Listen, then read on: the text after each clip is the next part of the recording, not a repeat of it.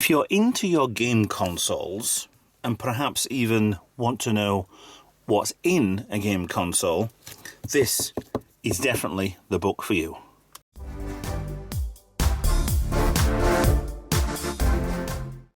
Hi guys, Ralph here. Evan Amos, perhaps. The game console. I got a funny feeling that this is actually the first version. It's got a second revision out there at least, but this is one of the.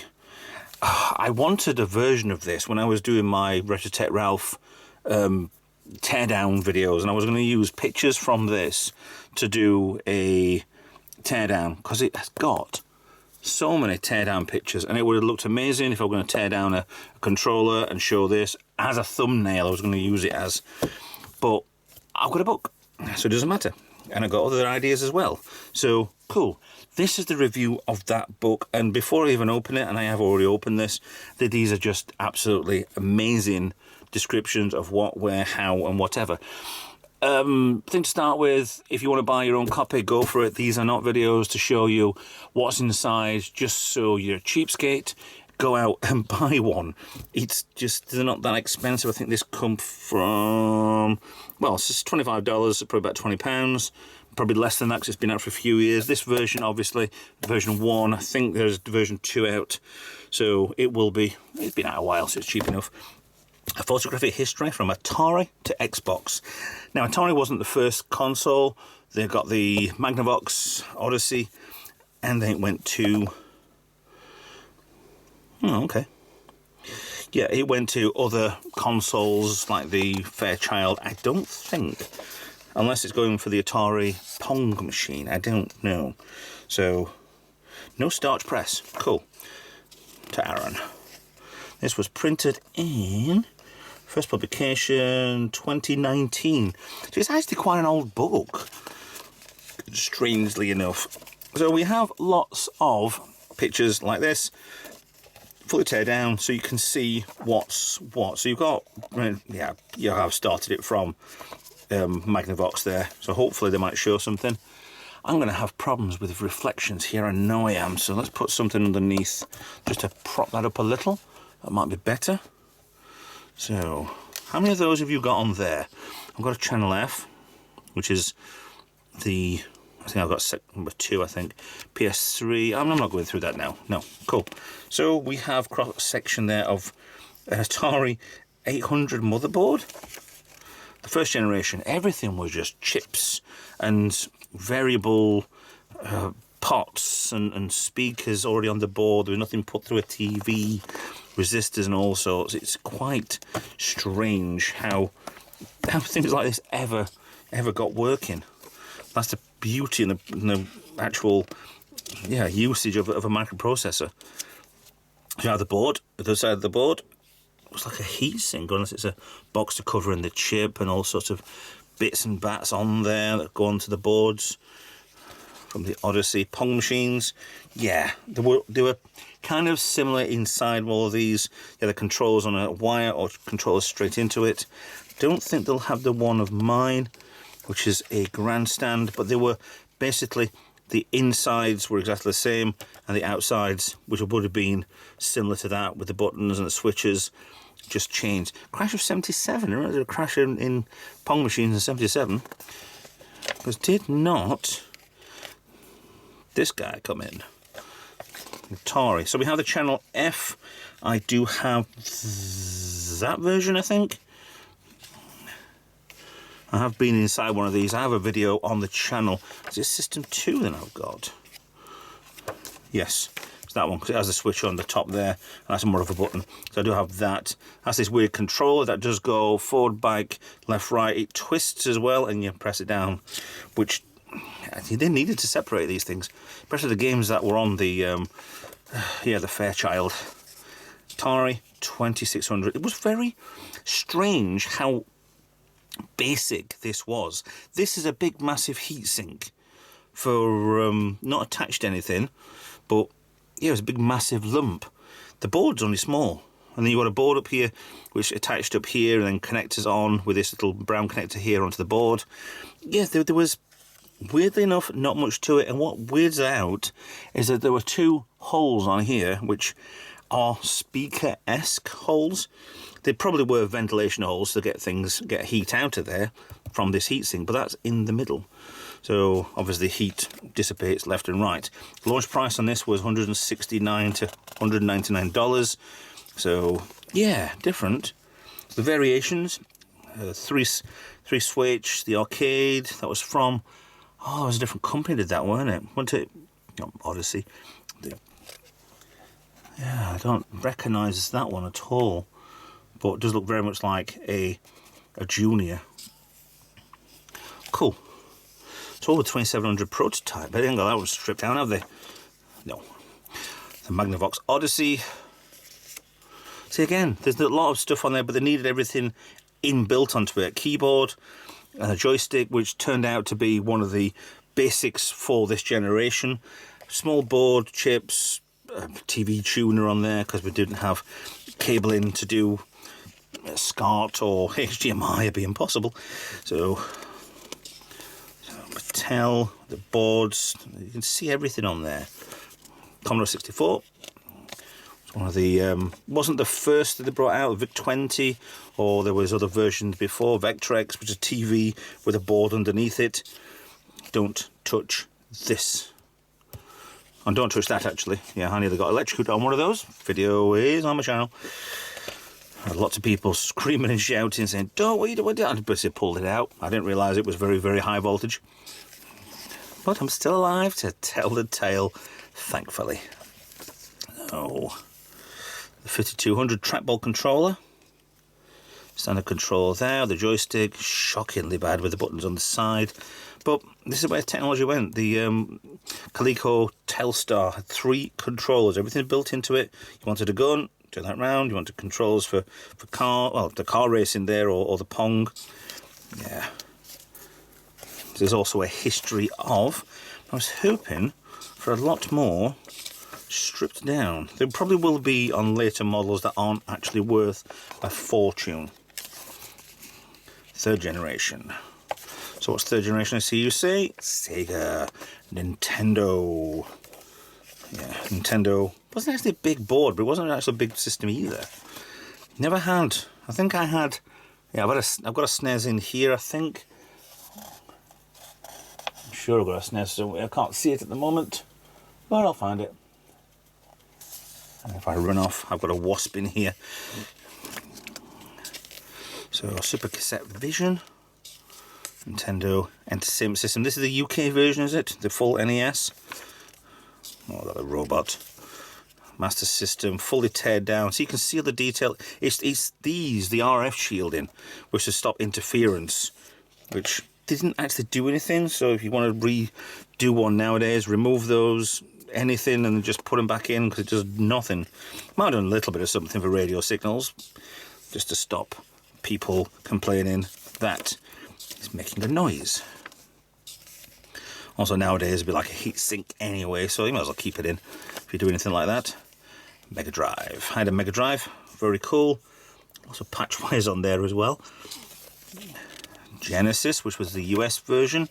Actually, why is the Mega Drive first and then? No, we can't divide it out first. That's just Japanese Mega Drive and Genesis was American. I'm sure it's probably more that way. TurboGrafx. Inside your Game Boy. Not much in there, is there? I'll put my stand out of the way. Game Boy printer. Atari Lynx. Very interesting little system.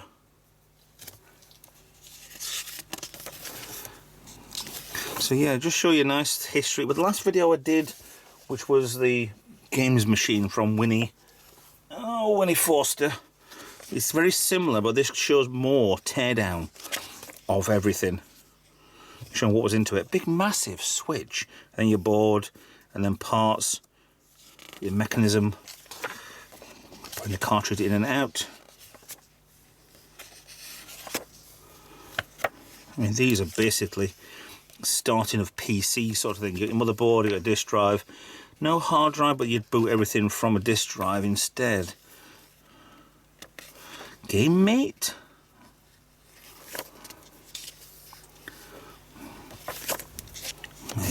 Mega Duck.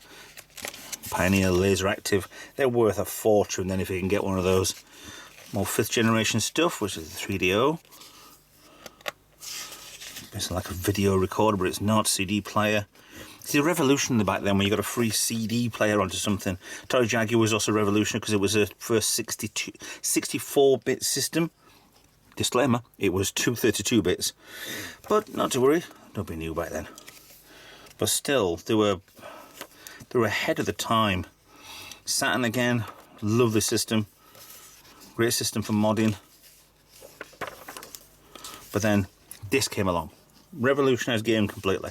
Everything's on one board, got a disc drive so you could play your CDs off them.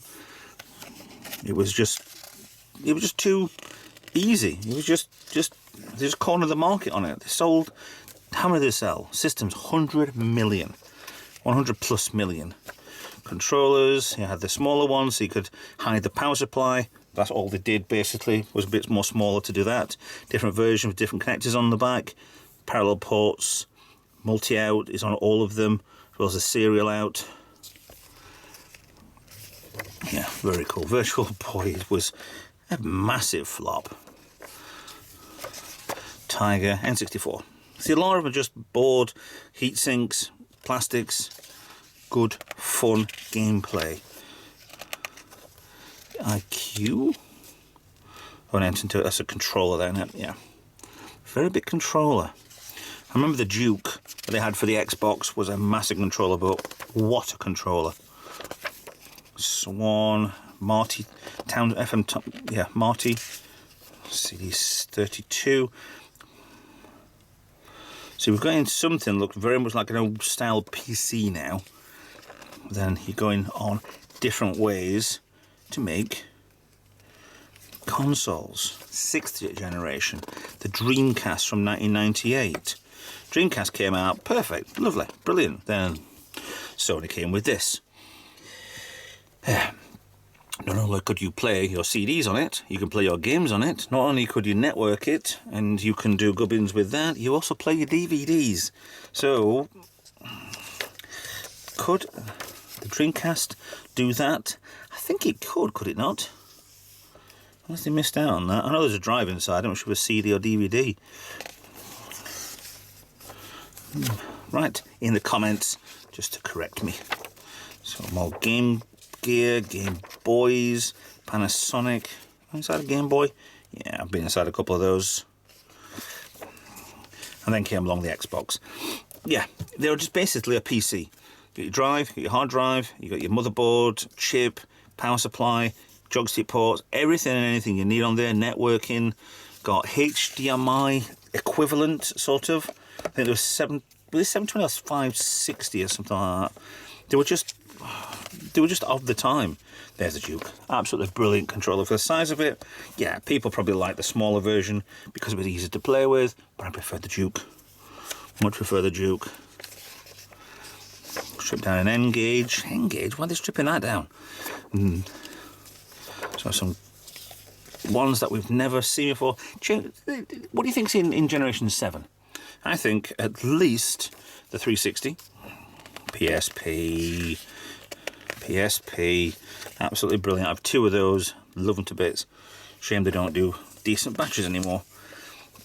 Nintendo DS, a spate of DSs. There's a 360. Look at those capacitors. Look at all those delicious capacitors. Yeah. I probably won't replace them by now. But the main problem with it was, I think it was the solder on the it was either the CPU or the GPU, and there was a problem with the solder cracking because they didn't use leaded. So yeah, there were a few revisions. I have got the original and the second, the S. I don't have an E. But the S's are usually pretty good anyway. But if you got an original, if you got one that if you look at the connector for the power supply, there was one that if you look on different types that you can get, if it's a Jasper, you're 99% certain that it's going to be fine. I have 2 behind me doing absolutely nothing, as usual. PS3, that was the slim version of PS3. Where's the fat? There she is. And there's a slim there. Don't like it. Just looks a bit cheap and tacky. PlayStation Move. Never had a PlayStation Move. Okay. Maybe I'll look into that, to be honest. Nintendo Wii, hours of fun. Red Wii, hours of... Never had a red one, but hours of fun. Balancing board, no fun. Game Wave, Gizmodo, Hyperscan, okay. VTech, 8th generation. So Nintendo's still doing handhelds as well as the Wii. This will be the Wii U on here, won't it? Somewhere. PlayStation Vita, which is next generation of handheld. Paired itself over with the PlayStation 3, Wii U. Nice technical. There's not much to them. There's a screen, and then the board, 2 colour boards behind it. There's really not much on there. PlayStation 4, everything's on that board. It's a standard version. I do want a Pro. Desperate for a Pro. Just because Xbox One, right? They're a nice little system. You can still play games from the store on a PlayStation 1 from 2013. So, 12-year-old system playing modern games. I'm not going to guarantee it's not going to overheat. 1S, Switch, never had a Switch. There's plenty of channels out there stripping down and doing strippers. You can play on the Fire TV. That's a Fire TV. It's usually just a stick now, isn't it? So yeah, Steam Link was the biggest. It was I liked them. I really would have liked one, to be honest, but didn't actually work properly. It was kind of a mid-ground between your PC and your TV to play. So just a link between the two. But yeah, cool. So Nintendo Switch. I've got to strip down a Nintendo Switch. Why not? Joy does tech plenty. There's plenty of teardowns of that. So yes, again, if you're interested in your game consoles and you want to look inside a lot of them, not all of them, but it is a good history book as well of when, where and how, and a good coffee table read, go buy this one. Well, go buy the revision is probably better, actually. So yes, that's from Evan Amos, the games console, photographic history from Atari to Xbox. Even though it's not, it's from Odyssey to, yeah, it's Nintendo Switch, but that's not really catchy, is it? A to X. Yeah, cool. Thanks for watching. I hope you enjoyed it. I'm going crackers, I think. Please like, share, subscribe, follow me on social media. Consider being a Patreon or a donator. Help me along.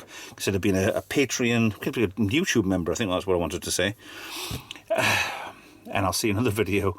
Bye-bye for now.